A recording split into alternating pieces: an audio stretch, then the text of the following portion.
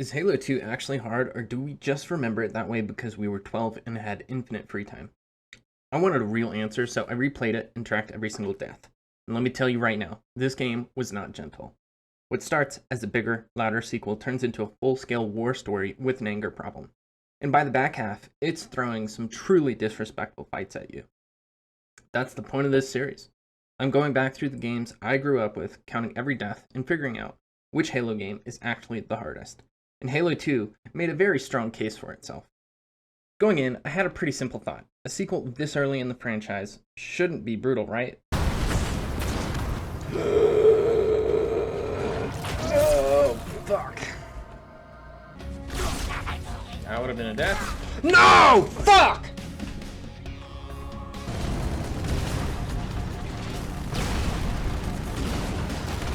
Son of a bitch, dude. Halo 2 clearly didn't get that memo. The first mission of the game is actually just a cutscene, the Heretic, and it starts off with a bang. The storytelling is immaculate right away, giving us more insight into the Covenant while also planting seeds for what is coming later in the game.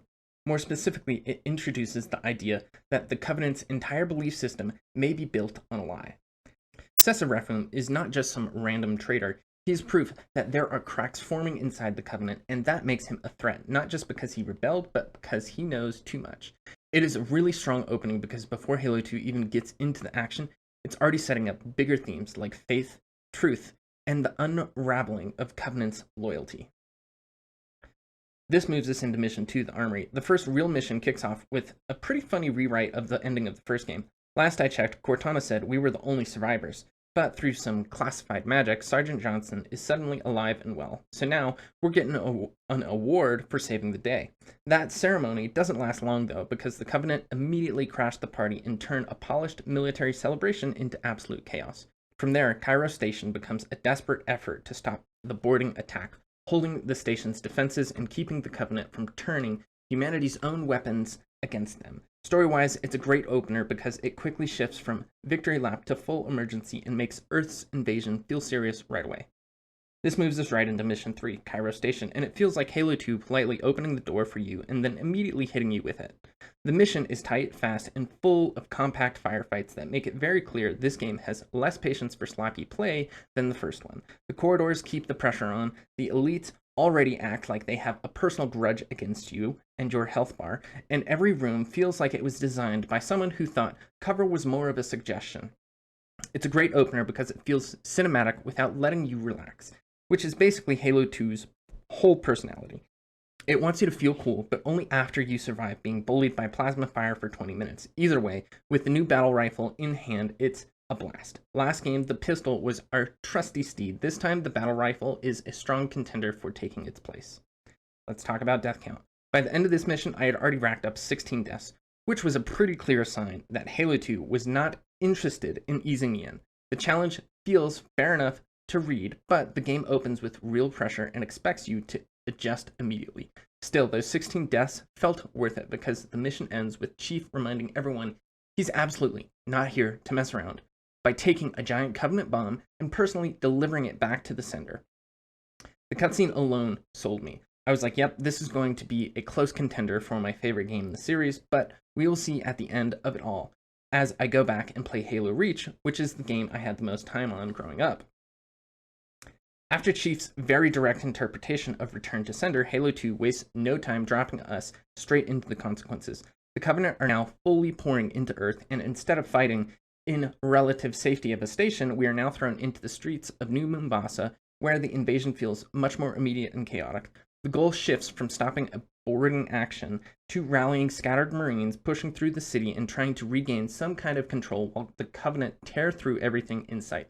Story-wise, this is where the war on Earth starts to feel real, because the fight is no longer some heroic set piece in orbit, it is boots on the ground, humanity's on the back foot, and Chief once again being asked to clean up a situation that has gone very far off schedule. Outskirts feels like Halo 2 taking the training wheels off and replacing them with sniper fire.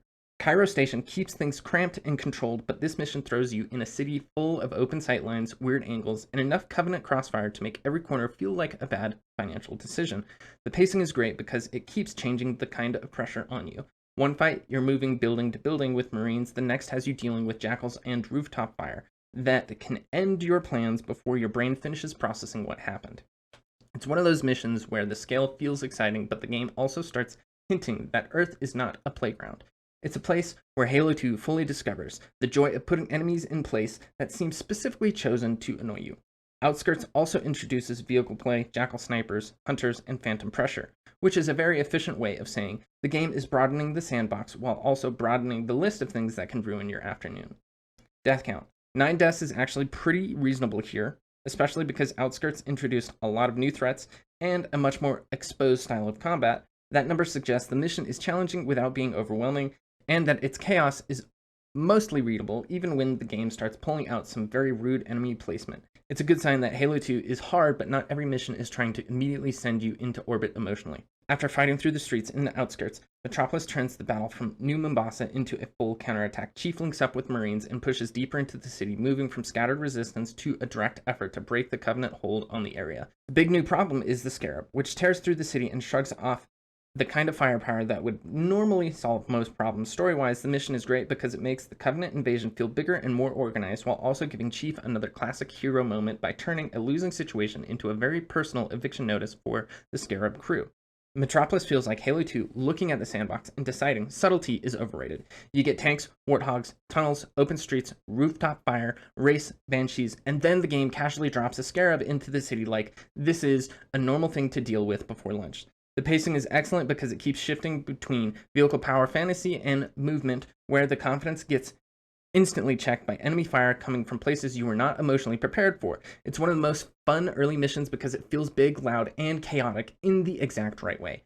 Also, boarding the Scarab is one of the moments where the game wants you to feel like the coolest person alive, which is very generous considering it spent the rest of the mission trying to blow you up with plasma and artillery fire.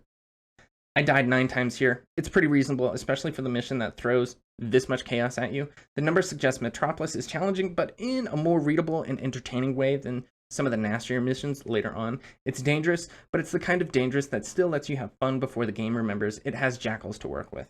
This moves us to Mission 6, the Arbiter. The Arbiter opens with one of the longest and most important cutscenes in the game, and it does a ton of heavy lifting for Halo 2's story. After the destruction of Halo, Theo Vandemine is dragged in as a disgraced commander and basically offered a choice between public humiliation and a much fancier form of execution. The prophets explain the title of Arbiter is reserved for moments of crisis, but it's not really an honor in the comforting sense. It's a role built on sacrifice, impossible missions, and dying in service of the Covenant. So, right away, the game reframes this character from failed villain to tragic weapon, which is a huge part of why Halo 2's story feels so much more ambitious than the first game. The cutscene also plants the next major story thread by introducing the heretic as more than just some random rebel to go stab in a gas mine. The prophets claim he is a threat because he is spreading heresy and trying to undermine the Covenant's faith, which tells us the Covenant is already starting to crack from the inside. That matters because this mission is not just about sending the Arbiter on a cool assassination job, it's about silencing an idea before it spreads. And that idea is that the prophets may not be telling the truth about the Great Journey. In other words, the Arbiter sets up the game's bigger conflict around faith, control, and political manipulation, while also making it very clear that the Arbiter is being used as both a symbol and a disposable tool. Then, once the mission actually starts, the objective is simple on paper. Infiltrate the Forerunner gas mine, hunt down the heretic leader, and restore order. But because of everything the cutscene establishes, the mission already carries a lot more weight than a normal early-level campaign. This is the moment where Halo 2 stops being just Chief versus aliens and starts becoming a story about a collapsing empire trying to hold itself together with ritual, fear, and a lot of extremely dramatic speeches. Playing the Arbiter feels like Halo 2 suddenly deciding that maybe being the Master Chief was too comfortable for you. This mission is slower, moodier, and a lot more atmospheric than the Earth levels, which works because it gives the Covenant side of the story a completely different texture. Instead of charging through a war zone like a walking insurance claim, you are moving through a dark Forerunner facility that feels equal parts sacred ruin and industrial accident. Combat is still dangerous, but the pacing is more deliberate, with long stretches of eerie buildup, broken up by bursts of close-quarter fighting that reminds you Halo 2 still has plenty of ways to ruin your confidence. It's also one of the first missions that really leans into stealth energy without actually being stealth, which is very funny because the Arbiter is technically on a secret mission while carrying an energy sword and solving most problems like an angry chandelier. The whole level feels like the game is trying to seduce you into Covenant politics and spooky architecture at the same time, and somehow it works. I racked up 15 deaths here. It's a solid jump for a mission that is not pure chaos, and that says a lot about how the Arbiter creates pressure.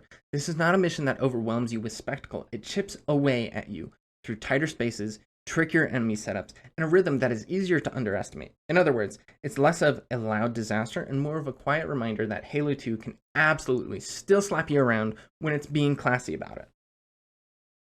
The Oracle picks up right where the Arbiter leaves off, with the Arbiter and his strike team pushing deeper into the gas mine to finish off the heretic leader, which starts as a cleanup job but gets much bigger once the Flood show up and somehow make a bad situation feel even less professional. The real story turn comes when the Arbiter finally reaches the heretic and learns that the so-called heresy is tied to 343 Guilty Spark, who survived the destruction of the first Halo and has been telling the heretics what the ring actually does. That matters because this mission turns the Covenant religious problem into a full-blown truth problem. The heretic is not just rebelling for fun, he has seen enough to realize the prophets are hiding something massive, which makes this mission one of the clear early signs that Halo 2 is building toward a collapse from within.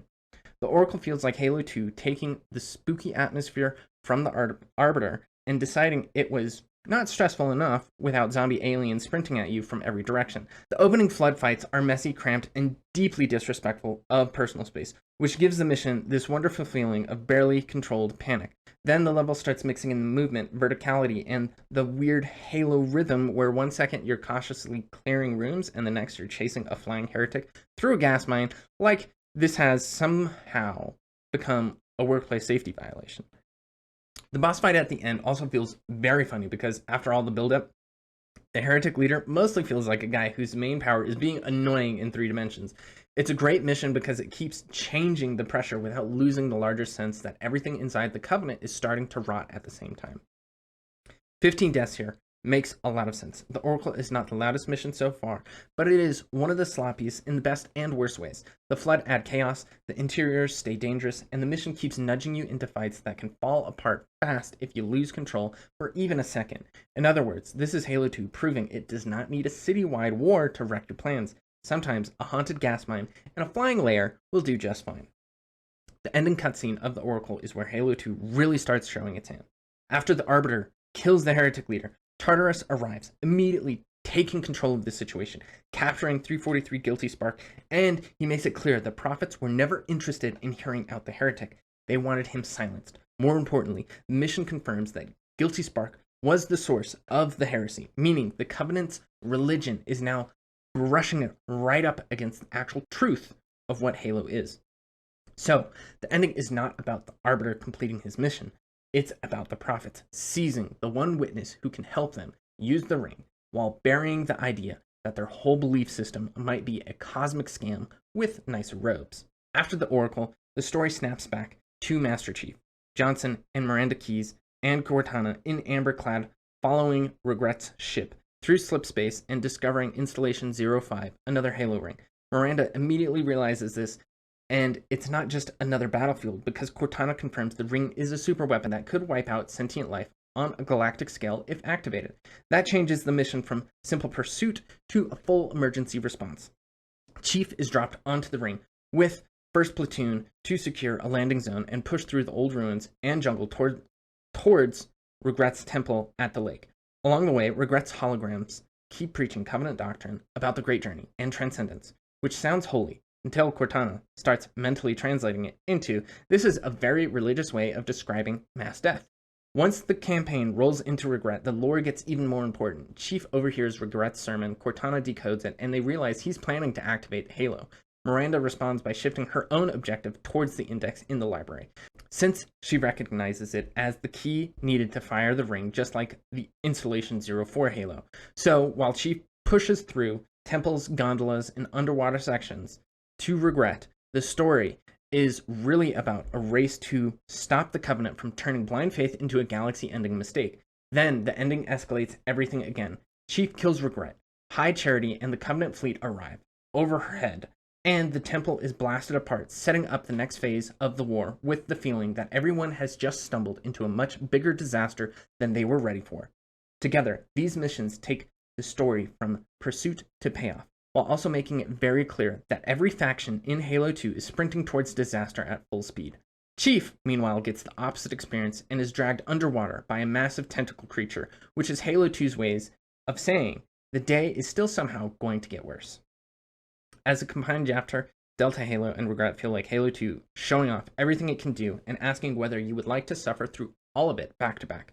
Delta Halo starts as a big open push with ODST, vehicles, bridge fights, tanks, ruins, and long sightlines that make the ring feel huge. Then Regret takes the broad military assault and funnels it into a much nastier temple gauntlet, full of towers, gondolas, underwater lifts, drones, honor guards, and one prophet who discovered that the biggest weakness in his faith is getting repeatedly punched in the face by a Spartan.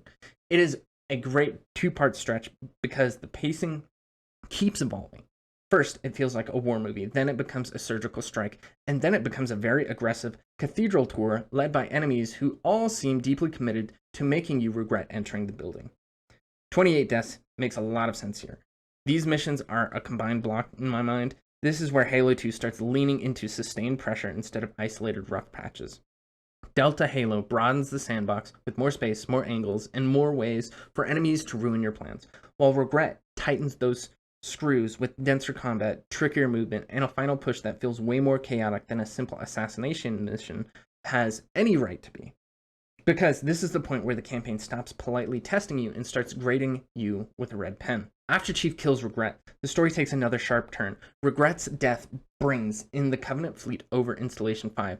The Ring's monitor becomes even more central to the larger plan, and the game shifts back to the Arbiter, just as the race for the Index starts getting serious. Sacred Icon sends him into the wall and the library to lower the shield, protecting the Index, which sounds important and noble until the Flood show up and turn the whole place into a religious crisis with extra tentacles. Story-wise, this mission matters because it moves the Arbiter from loyal enforcer to middle of the truth. He does not fully understand it yet. He's still following orders, but the world around him is getting harder and harder to explain through Covenant doctrine. Sacred Icon feels like Halo 2 looked at the bright open spaces of Delta Halo and said, that was nice, now get in a spooky tube. The whole mission is darker, tighter, and way more claustrophobic, with Sentinels and Flood constantly turning every room into a small-scale public health emergency.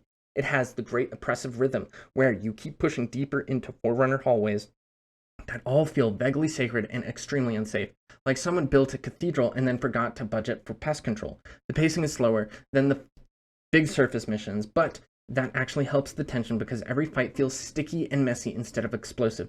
This is not a mission that wants you to feel heroic. It wants you to feel like you are knee-deep in a bad revelation with an energy sword. 15 deaths here makes sense because Sacred Icon is not overwhelming in the loud blockbuster way. It's punishing in a much grimmer way. Tight spaces, flood chaos, constant pressure from Sentinels, making the whole mission feel like death by 1,000 terrible decisions.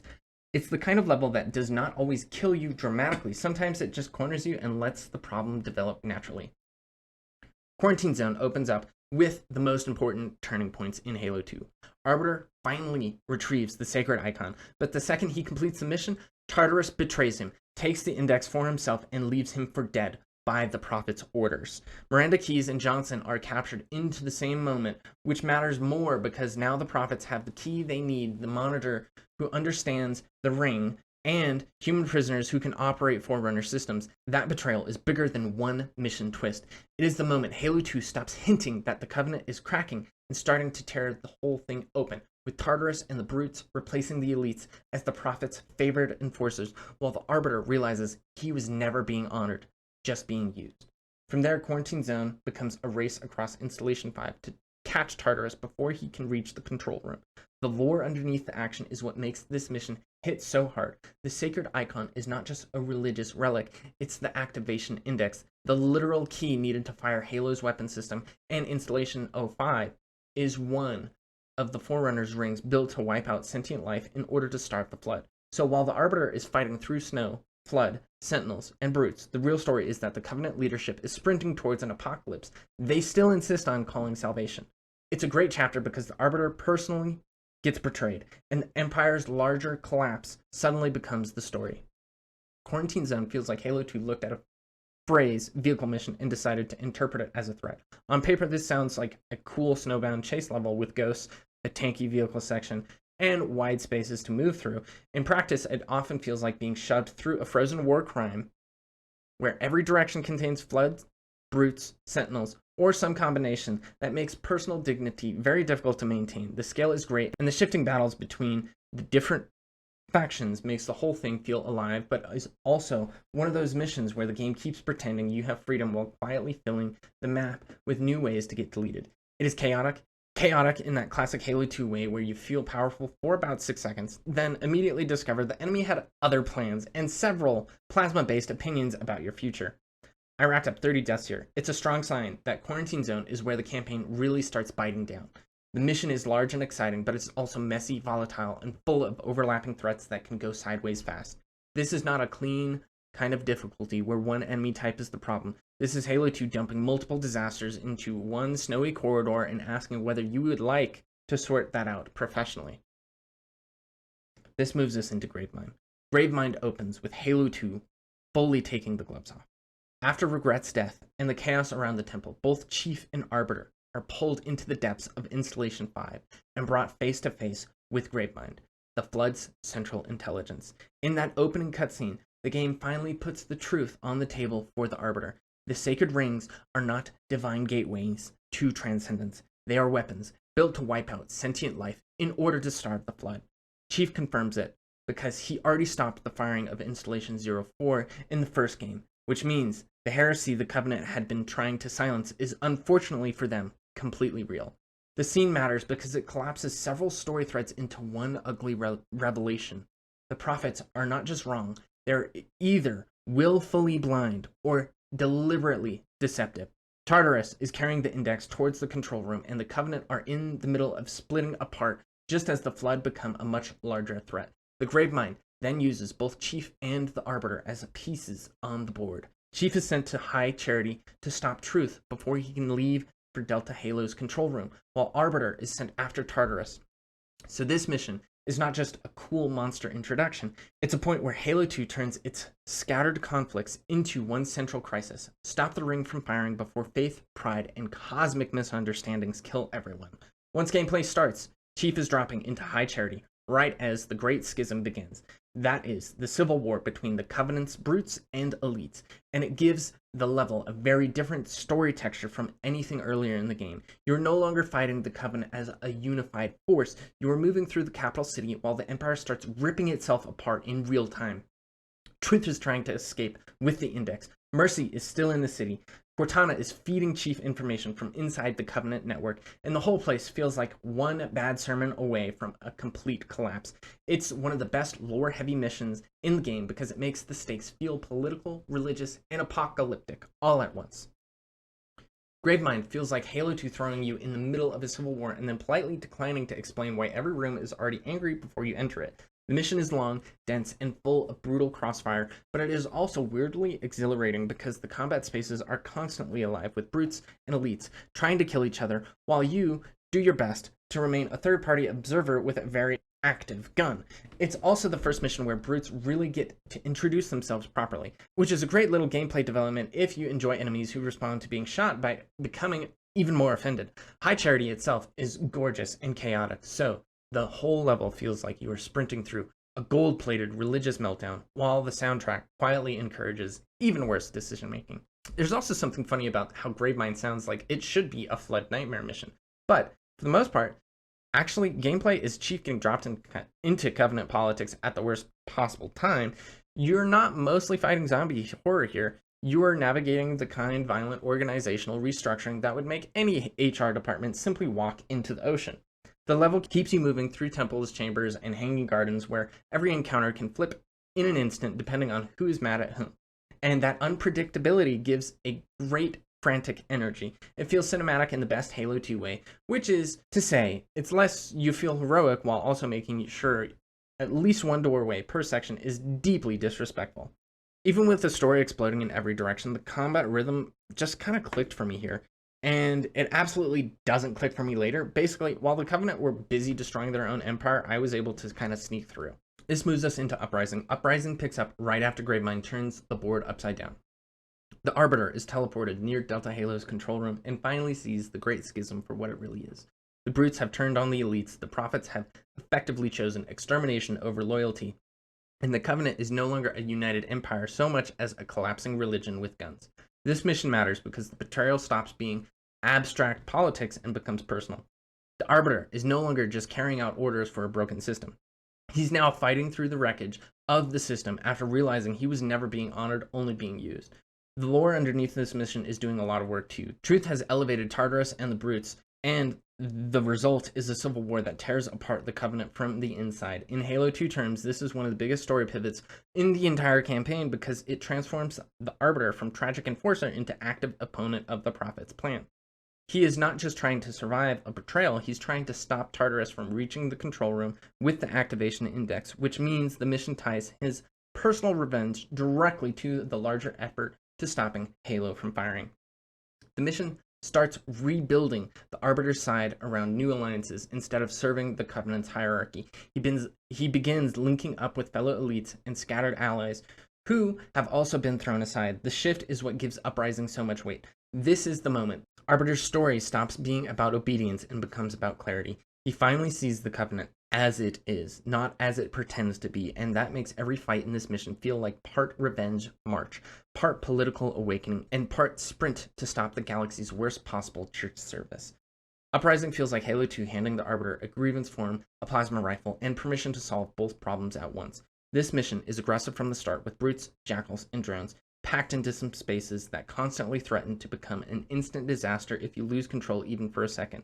But the fun is that the chaos finally feels personal in a satisfying way. You're not fighting enemies because you are in the way or they're in the way. You're fighting your way through the species that just tried to erase your entire place in the Covenant pecking order, which gives the whole mission a very strong, I would like to speak to management violently energy. It's also one of the best Arbiter missions because it balances anger with momentum. The level keeps moving, the fights are messy, and in a good way. And ally support from other elites helps sell the feeling that the Covenant Civil War is now fully alive on the battlefield. At the same time, Halo 2 never lets the empowerment become too comfortable. Brutes hit hard, the layout can get nasty fast, and some encounters feel like the game is testing whether revenge can survive repeated blunt force trauma. The result is a mission that feels raw, direct, and wildly cathartic. The campaign has stopped whispering that things are falling apart and has now started kicking the door off the hinges. 49 deaths here. It's brutal. And it is suggesting that Uprising is one of the biggest wall missions in this run. It makes sense because the level combines the hard-hitting brute combat and dense encounter spaces with a story context that keeps the pressure high. It's not elegant difficulty. This is where Halo 2 grabs you by the shoulders and says, the Civil War is now your problem too. In other words, the Arbiter may have found clarity here, but your health bar mostly found suffering. High clarity is where Halo 2 turns its story from the Covenant are in trouble into the Covenant are actively exploding in public. Chief is dropped into the middle of the Holy City just as the Great Schism is tearing it apart, with brutes and elites fighting across the Covenant capital while Truth tries to escape aboard the Forerunner Dreadnought. On top of that, the Flood arrive and start overrunning the city, which matters because High Charity is not just another battleground, it's the political and religious heart of the Covenant. So this mission is doing a lot all at once. It shows the Covenant collapsing from civil war, it shows the Flood turning the collapse into a full infestation, and it makes Truth's escape feel even more dangerous because now the one leader most committed to the lie is heading to Earth. The lore around the Prophet gets even uglier here too. Truth leaves Mercy behind during the Flood attack, effectively sacrificing him and consolidating power for himself, which tells you everything you need to know about how much Holy Brotherhood is actually worth when the plan starts going sideways. Chief finds Mercy being infected, learns that Truth is heading to Earth to finish what we started, and realizes the situation is now bigger than simply recovering the index. Cortana then makes the call that defines the end of Chief's side of Halo 2. She stays behind on High Charity so she can detonate in Amber-Clad's reactors if Truth tries to fire the ring, while Chief boards the Dreadnought to pursue him. Story-wise, this is a great mission because it ends with a victory that barely feels like one. Truth escapes, Cortana's left behind, and the Flood now own the Covenant's front porch. The Great Journey is Halo 2 cashing in on every story check it has been writing since the Heretic. Tartarus reaches Delta Halo's control room, and he has the activation index. Miranda Keyes is his prisoner, and 343 Guilty Spark is right there to explain exactly what Halo really is. Johnson and the Arbiter intercept him, and this is where truth becomes unavoidable. Guilty Spark flat out confirms that the rings are weapons built to wipe out sentient life so the Flood can starve, which means the Great Journey is not salvation at all. It's extinction with better branding. When Tartarus refuses to believe it and doubles down on the Prophet's lie, the mission turns into a final argument between faith and reality. Except this argument has a gravity hammer. The lore payoff here is what makes the mission land so well. The Arbiter has gone from disgraced commander to obedient martyr, to someone who finally sees the Covenant for what it is, a system built on manipulation, hierarchy, and a religious promise that was always pointed at a mass grave. Johnson matters just as much in this scene because Tartarus needs a human reclaimer to actually operate the ring, which ties the human side of the story directly into the Covenant collapse. So the final mission is not just about stopping one angry brute, it's about preventing the Prophet's entire plan from becoming irreversible. The Great Journey feels like Halo deciding that the cleanest way to end this campaign is with a boss fight, a Civil War payoff, and a vehicle section, and several more chances to embarrass you just in case you were getting comfortable. The opening push is all momentum, with the Arbiter and Elite allies fighting through brutes on their way to the control room, and it has a great late game energy, where every encounter feels like it actually matters. Then, the Tartarus fight arrives, and suddenly the mission turns into a very stressful team project where Johnson is the only person allowed to remove the Bosch's shield, and everyone else is trying to get launched into next week. This is chaotic, dramatic, and a little funny because Tartarus is one of those bosses who does not just want to kill you, he wants to do it in a way that feels deeply disrespectful. What makes this level memorable is what it feels like. It's a payoff mission instead of just a final exam. You're fighting besides elites who were your enemies a few hours ago. The Covenant is collapsing around you. The ring is seconds away from activation, and the whole thing is the exact right amount of end of the world panic. Even the arena design itself fits that mood. It's big enough to feel dramatic and focused enough that every mistake gets your attention immediately. Basically, Halo 2 ends by asking whether you can survive one last giant mess while the galaxy's worst church split reaches its logical conclusion. I racked up 32 deaths here. The Great Journey is one of the nastier endgame spikes, which makes sense because the mission combines brute pressure, ally dependence, and a final boss that can go wrong fast if the rhythm breaks.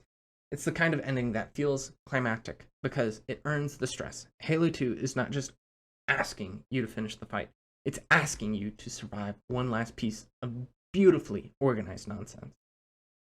So, we went from Halo 1, a game with lighter lore that launched one of gaming's biggest franchises, to Halo 2, which cranks everything up. The story is bigger, the stakes are higher, and if you were not fully hooked before, you definitely are now. Out of the games so far, this one has easily been my favorite, but it's also way more brutal. Even knowing that you don't need it, even as I knew you didn't need to take every fight or kill every enemy to reach the next checkpoint, this game still punished me constantly. I ended this run with 264 deaths, with the highest total coming from Uprising. It makes it pretty clear that Halo 2 is definitely harder than Halo 1.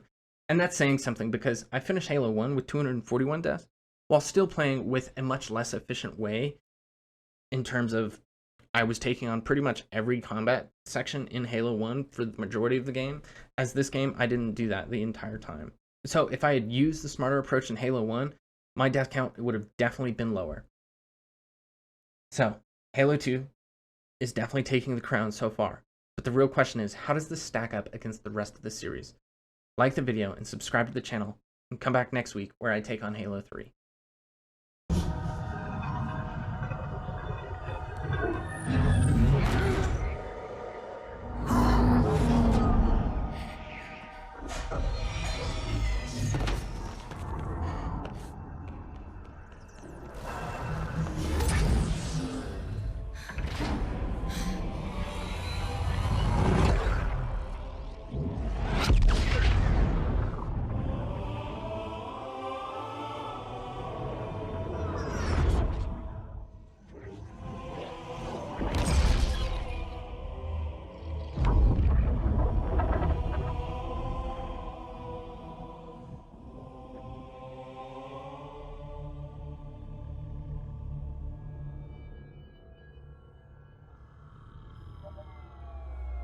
What's that? A beacon, What's it doing? communicating at superluminal speeds with the frequency of Communicating with what?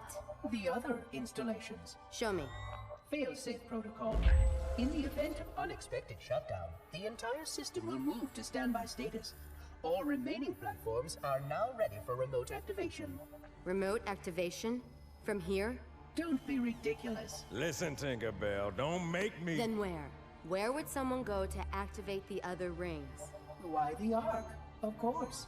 And where, Oracle, is that?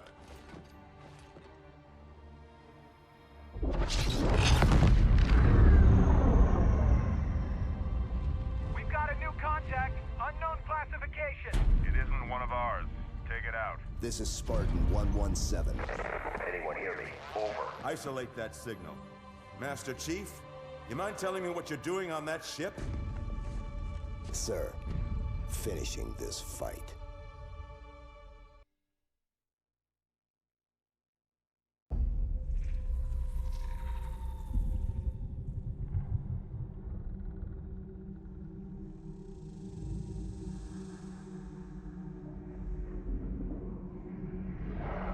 Silence fills the empty grave now that I have gone. But my mind is not at rest, for questions linger on. I will ask, and you will answer. All right. Shoot.